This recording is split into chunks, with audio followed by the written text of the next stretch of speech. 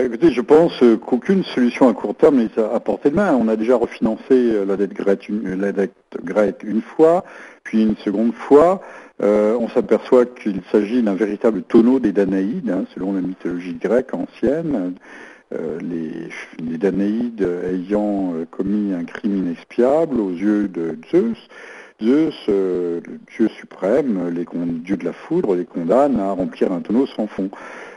Bien à croire que les Européens, mais je dis les Européens, et quand je dis les Européens, c'est vraiment les Européens, c'est-à-dire les contribuables, l'homme de base, l'homme de la rue, est condamné à remplir ce tonneau qui se vide et ne se remplit pas. Mais il n'y a pas que la Grèce, hein, il y a l'Irlande, le Portugal, l'Italie, l'Espagne, le Royaume-Uni et la France, dont on ne parle pas.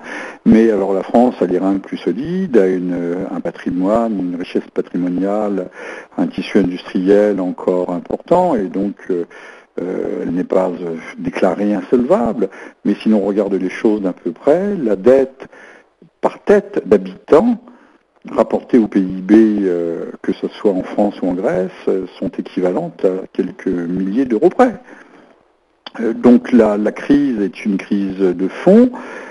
Aujourd'hui, les gouvernants ont à la fois peur, vous savez, mais c'est ces peurs qui frissonnent, c'est ces peurs heureuses et béates, je vais vous expliquer pourquoi.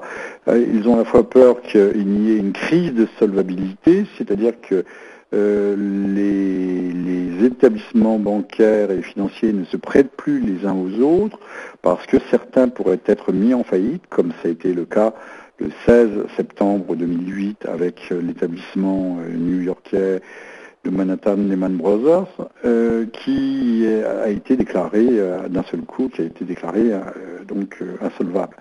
Et à ce moment-là, toute une pyramide, cette pyramide de la confiance s'est effondrée, les établissements bancaires ne se prêtant plus les uns les autres, ont tous été en cessation de paiement pour rembourser d'éventuels demandeurs.